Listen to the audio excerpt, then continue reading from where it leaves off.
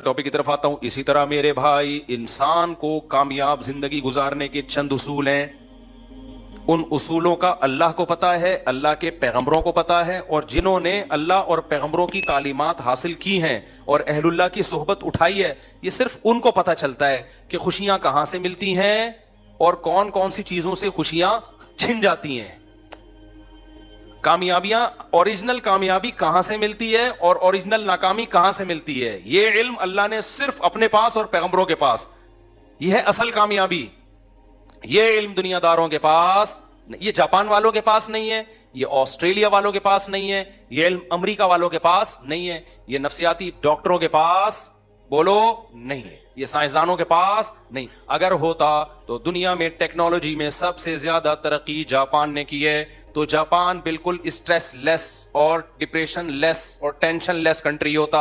Japan में किसी भी किस्म की टेंशन का कोई सबब नहीं है, लेकिन फुल ऑफ टेंशन कंट्री अगर दुनिया में कोई है तो स्विट्जरलैंड है और उसके बाद जापान है।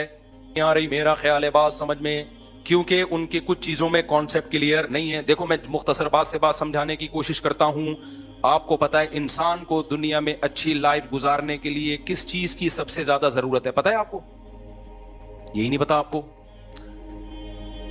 पैसे की भी जरूरत है यकीनन, घर की भी जरूरत है, गाड़ी की भी जरूरत है, सवारी की भी जरूरत है, चिंची की भी जरूरत है, सेहत की भी जरूरत है। सबसे ज्यादा जरूरत है रिलेशन की, मोहब्बतों की। इंसान तन्हाई वक्ती तौर पे बर्दाश्त करता है। बाय नेचर इंसान तन्हा पैदा नहीं हुआ। समझते हो कि नहीं समझते? और तन्हाई का मतलब ये नहीं है कि लोगों के बीच में आप बैठे हुए हो तो तन्हा नहीं हो, ना। अगर लोगों के बीच में आप बैठे हुए हो और उन लोगों को आपसे कोई लगाव नहीं है, मोहब्बत नहीं है, तो भी आप तन्हा हो। समझते हो कि नहीं समझते? तन्हा आदमी जो है ना, जिससे कोई मोहब्बत ना करे, चाहे वो मर्द हो या औरत, वो बर्बाद हो जाता है। ये मोहब्बत सिर्फ उन लोगों को मिलती है जो अल्लाह और रसूल से मोहब्बत करते हैं, ये मजहब पे चलते हैं। जो कौमें मजहब पे चलती हैं उनमें भी हो जाती है, जो नहीं चलती, जो अल्लाह को डिक्शनरी से निकाल देना, वो तन्हा रह जाते हैं। क्योंकि अल्लाह को आपने बीच से निकाल दिया, आखिरत को, जन्नत जहन्नम को निकाल दिया। असल में तो अल्लाह को निकालोगे तो ये सारी चीजें ऑटोमेटिकली निकल जाएंगी। तो फिर इंसान मादा परस्त बन जाता है। फिर इंसान क्या बन जाता है? फिर मादा ही उसका खुदा है। और जब मादा खुदा है ना, तो आपका रिलेशन उतना उस वक्त तक होगा जब तक आपके उससे मादी फायदे हैं। जब फायदे नहीं है तो रिलेशन गया तेल लेने। तो फिर ये मादी हयात बन जाएगी, ये मोहब्बतों वाली जिंदगी नहीं बनेगी। देखो, आदम अलैहिस्सलाम जन्नत में थे अकेले, तो क्या स्विट्जरलैंड जैसी लग्जरी, उससे भी अच्छी लग्जरी लाइफ नहीं मिली होगी आदम अलैहिस्सलाम को? मैं इस सवाल का जवाब दे रहा हूं कि स्विट्जरलैंड में इतनी खुदकुशियां क्यों हो रही हैं? पता है आपको क्यों हो रही है? पहले तो बता दूं, इतनी हो रही हैं कि उन्होंने इसको लीगल कर दिया है। स्विट्जरलैंड में वंस अपॉन अ टाइम, अबे हर आदमी का ख्वाब है ना स्विट्जरलैंड जाने का। क्या हो गया भाई? इधर तवज्जो, कैमरे को ना देखो। हर आदमी का ख्वाब है या नहीं है? बोलो ना। स्विट्जरलैंड में अगर आपको अभी घर मिल जाए, 1 मिनट भी अंडा मोड़ पे रहोगे? यार स्विट्जरलैंड, यार स्विस बैंक में अकाउंट और नेशनलिटी मिल जाए तो फिर आप कहोगे अब जन्नत में जाने की जरूरत ही नहीं है। लेकिन जो लोग स्विट्जरलैंड की जन्नत में रहते हैं, आज से चंद साल पहले इतनी ज्यादा खुदकुशियां करके मरते थे कि गवर्नमेंट ने पहले कहा कि भाई ये इलीगल है, खुदकुशियों से लोगों को रोको। लोगों ने कहा जब इलीगल है तो मरने के बाद सजा मिलेगी ना। क्या ख्याल है? ये ऐसी चीज है जिसको रोकना, कानून के जरिए रोकना मुमकिन नहीं है। अरे भाई, ज्यादा से ज्यादा इस सजा पे हम क्या कर सकते हैं? फांसी। तो कह रहे मैं तो मरना ही तो चाह रहा हूं मैं। अरे दुनिया में सबसे बड़ी सजा क्या समझी जाती है? फांसी। तो आप ज्यादा ज्यादा ये कर दोगे, जो खुदकुशी करेगा उसको फांसी दे दी जाएगी, तो कहेगा फहू अल मुराम। क्या ख्याल है भाई? तो यही तो मकसद है भाई। तो कुछ ये मुमकिन ही नहीं है। तो स्विट्जरलैंड ने अक्लमंदी की, उन्होंने बोला यार इतने लोग मर रहे हैं तो मरते हैं गलत तरीके से ना। इधर उधर, कोई उधर पड़ा हुआ होता है, उधर पड़ा हुआ होता है। ट्रेनों का सारा सेटअप क्या हो रहा है? बर्बाद हो रहा है हमारा। ट्रेनें लेट नहीं होती, वो नीचे आ गया, उसकी वजह से मसले। फिर उधर, फिर जो खुदकुशी नहीं करते वो खुदकुशी वालों को देख के डिप्रेशन में जाते हैं, उनको खुदकुशी के ख्यालात आना शुरू हो जाते हैं। इधर उधर लाशें पड़ी भी होती हैं, जिनको नहीं भी उनको मोटिवेशन मिलती है, सबर की तौफीक नहीं मिलती उनको। फिर कहते हैं जब फला मर सकता है, इतना नेक आदमी, तो मैं मर गया तो क्या हो गया? उनके हिसाब से जो भी नेक। तबलीग जमात एक दफा गई, हाजी अब्दुल वहाब साहब रहमहुल्लाह ताला। मैं जब स्विट्जरलैंड में था तो मुझे वहां ये वाकया सुनाया। स्विट्जरलैंड में जब मैं था ना, तो वहीं के मकामी मुसलमान ने मुझे ये वाकया सुनाया जो मैं आपके सामने सुना रहा हूं। उन्होंने कहा कि यहाँ कई साल पहले हाजी अब्दुल वहाब साहब आए थे تبلیغ والوں نے بڑی محنتیں کی ہیں, کہاں کہاں نہیں گئے. تو حاجی عبدالوہاب صاحب کو پتا چلا کہ 2 بندے ہیں. ہوا یہ ان کی خدمت میں 2 گورے لائے گئے. وہ گورے کیا تھے, وہ پورا ان کا پلان تھا کہ ہم نے اتنے بج کے اتنے منٹ پہ اجتماعی طور پہ مر جانا ہے. جوان لڑکے تھے, شراب کباب دولت سب کچھ. تو کسی نے ان کو بول دیا بھائی ادھر ٹرائی کر کے دیکھ لو, ایک بزرگ آئے ہوئے تو مرنے سے پہلے ایک یہ لائف اسٹائل بھی ہے. وہ آ گئے اور اللہ کا شکر ہے خودکشی سے بھی بچ گئے, نیک بنے, اتنی بڑی بڑی داڑیاں رکھی, پوری زندگی تبلیغ کے لیے ان گوروں نے, سوئٹزرلینڈ کے گوروں نے وقف کر دیا. پتہ نہیں کہاں کہاں گاؤں گاؤں دیہاتوں میں ان کی تشکیل ہوئی ہوگی سوئٹزرلینڈ کو چھوڑ کر. ایسے تبلیغ نے ہزاروں لوگوں کو خودکشیوں سے بچایا, ہزاروں کو. ٹینشن سے بچانے کا پروگرام گورے کے پاس نہیں ہے, مولوی کے پاس ہے, سمجھتے ہو. میرے ولاگ پہ نا کل کسی نے کمنٹ کیے ہوئے تھے کہ مفتی صاحب کے اتنے بیگم, اتنے بچے اور پھر بھی اتنے خوش ہیں.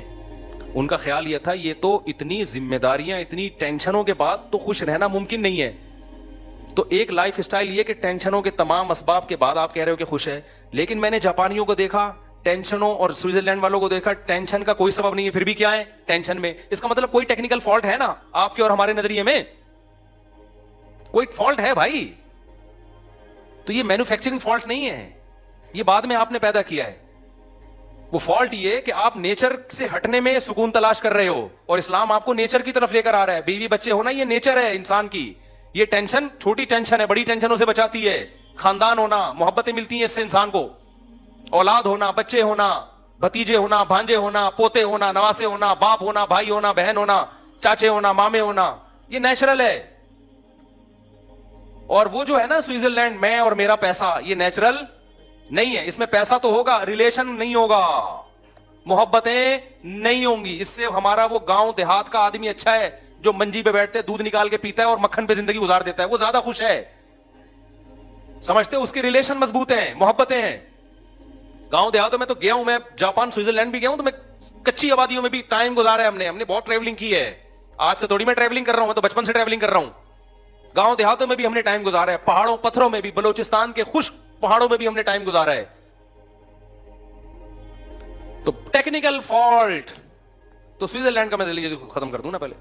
تو انہوں نے کیا کیا میرے بھائی, کوئی ادھر چپکا ہوا ہے, کوئی اس بجلی کے کھمبے سے, اس سے بجلی کا مسئلہ بھی کیا ہوتا ہے, اور ان کو دیکھ دیکھ کے جو نہیں چپک رہے ان کو بھی چپکنے کا شوق بولو پیدا ہو رہا ہے. تو مجبور ہو کے سوئٹزرلینڈ کی گورنمنٹ نے یہ کیا کہ یار ایک کام جب ہو ہی رہا ہے تو تمیز سے ہو جائے, اچھا نہیں ہے. تو انہوں نے پھر لیگل کر دیا, انہوں نے بولا رجسٹریشن کروائیں, اور اس میں ٹائم لگتا ہے, رجسٹریشن میں اس میں ٹائم لگتا ہے. وہ کہتے ہیں آپ نے مرنا ہی ہے نا تو ہم آپ کو بتائیں گے کیسے مرنا ہے, تمیز سے مرو بھائی. مرنے کا بھی ہر کام تمیز سے ہوتا ہے, ہمارے یہاں ہر کام بدتمیزی سے ہو رہا ہے. کیا خیال ہے؟ گورے میں ایک بڑی کوالٹی ہے, کام صحیح ہو یا غلط ہو, لیکن ہوتا کیا ہے, لائن میں لگ کے تمیز سے. انہوں نے کہا مرنا ہے, جہنم میں جانا ہے, لائن میں لگ کے جاؤ جہنم میں.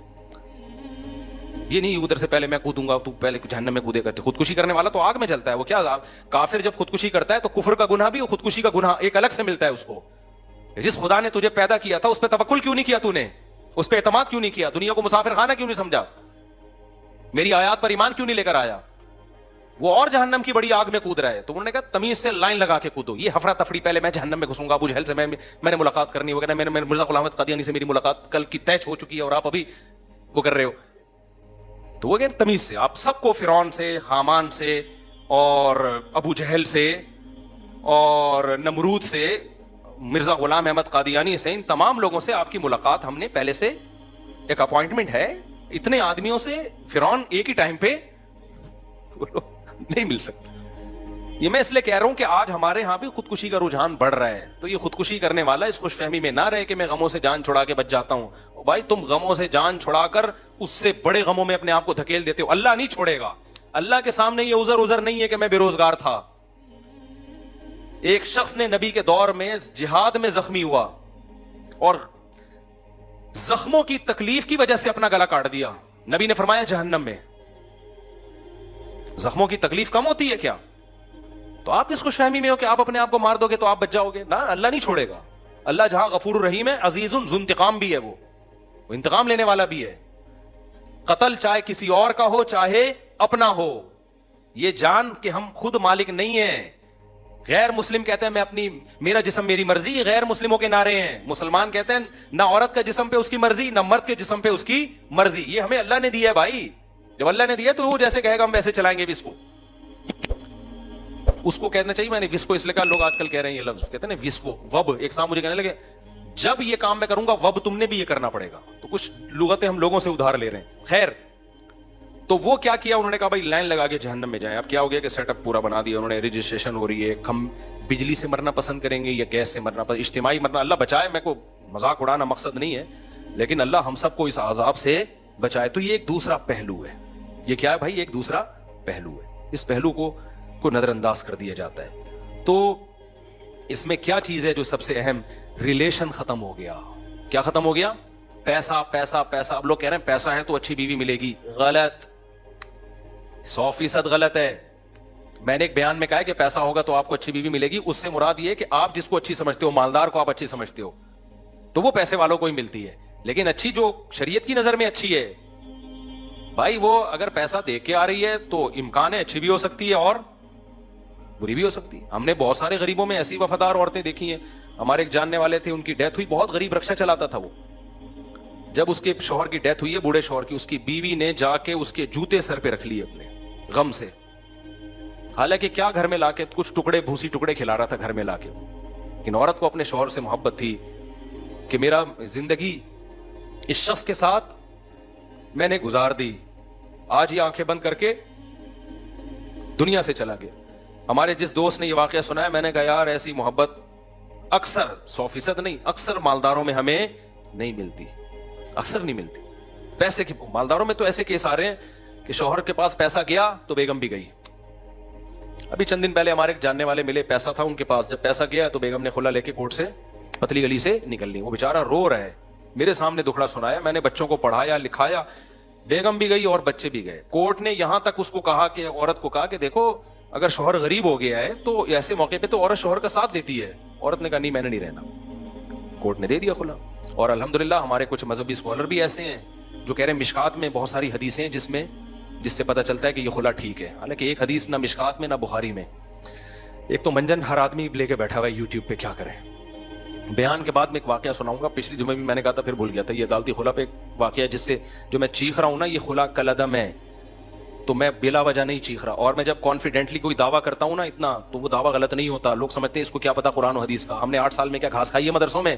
8 سال تو پڑھا ہے اور اس کے بعد 24 سال پڑھایا ہے. تو قرآن و سنت ہی پڑھایا ہے ہم نے، قرآن و سنت ہی پڑھایا ہے.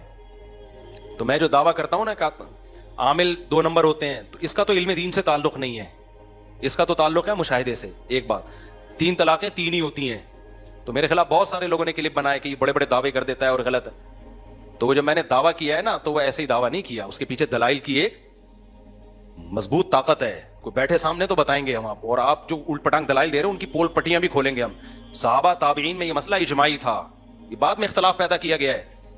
اور اجماعی مسئلے قطعی ہوتے ہیں، ان میں کسی سے فتویٰ لینا جائز نہیں ہوتا. کوئی بھی اہل حدیث اگر 3 طلاق کوئی کہتا ہے بیوی حلال نہیں ہوگی، یہ میں کانفیڈنٹلی کہہ رہا ہوں، میں مذاق نہیں کر رہا، سمجھ رہے ہو.